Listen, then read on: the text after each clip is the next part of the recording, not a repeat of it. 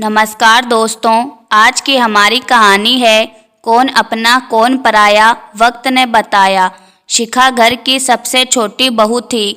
उसके 3 जेठ जेठानियां और 5 विवाहित नंदें थीं। शिखा के पति विशाल घर में सबसे छोटे थे। इन दोनों का एक 10 वर्षीय बेटा था खुश। शिखा की सबसे बड़ी ननद के पोते की सगाई का समारोह था।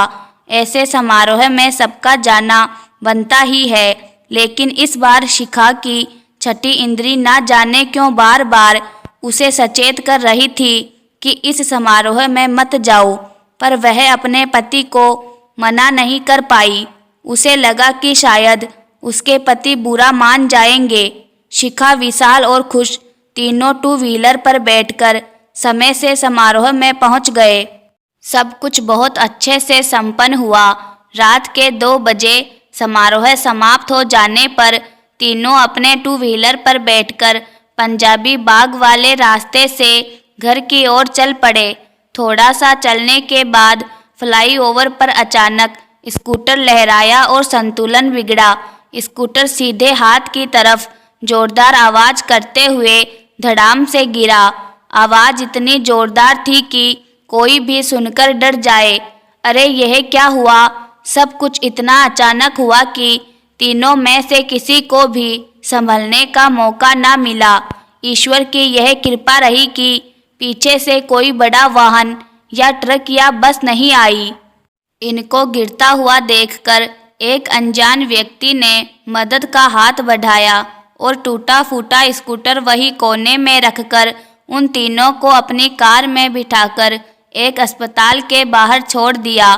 खुश को बहुत चोटें आई थी। आधा चेहरा और सीधा हाथ पूरी तरह छिल गए थे और घुटनों में अंदरूनी चोट आई थी जो कि उन्हें महसूस हो रही थी।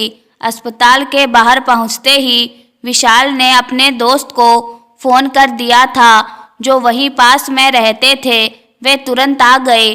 पहले खुश और विशाल को इंजेक्शन लगवाए गए और मरहम पट्टी की गई। उसके बाद शिखा को अस्पताल में एडमिट किया गया क्योंकि उसका सीधा हाथ टूट गया था। यह सब करते करते सुबह होने को थी। खुश को विशाल के दोस्त के साथ उनके घर ही भेज दिया गया ताकि वह कुछ आराम कर सके।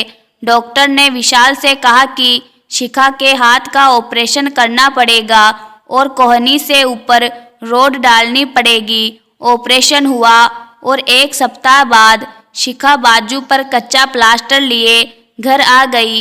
इस बीच उसके मायके से उसकी मम्मी उसकी सहायता के लिए आ गई थी। पहले 15 दिन कच्चा प्लास्टर, फिर 1 महीने का प्लास्टर और इसके बाद फिजियोथेरेपी। शिखा और उसकी मम्मी ने यही सोचा था कि इतना भरा पूरा परिवार है, कोई मुश्किल नहीं आएगी। सब मिलकर थोड़े थोड़े दिन शिखा की सहायता कर लेंगे। मम्मी की भी उम्र हो चुकी थी, वह ज़्यादा दिन तक काम नहीं कर सकती थी। शिखा ने सोचा कि ससुराल वाले भी मदद कर देंगे। धीरे धीरे समय बीतता गया। शिखा की मम्मी तीनों की सेवा और देखभाल करती रही। इस बीच मेड ने भी धोखा दे दिया और 15 दिन की छुट्टी पर चली गई।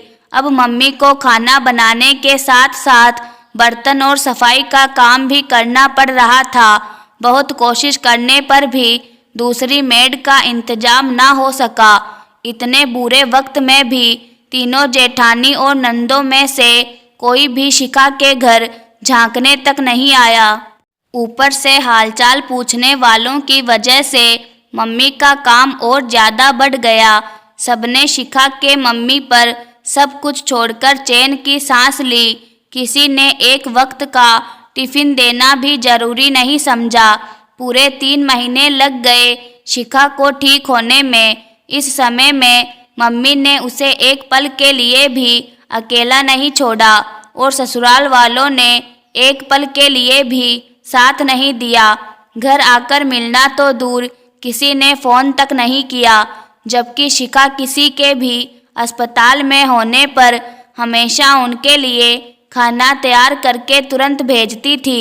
शिखा ने सबको अच्छी तरह पहचान लिया था, या यूं कहे कि वक्त ने सबकी पहचान करवा दी थी कि कौन अपना कौन पराया।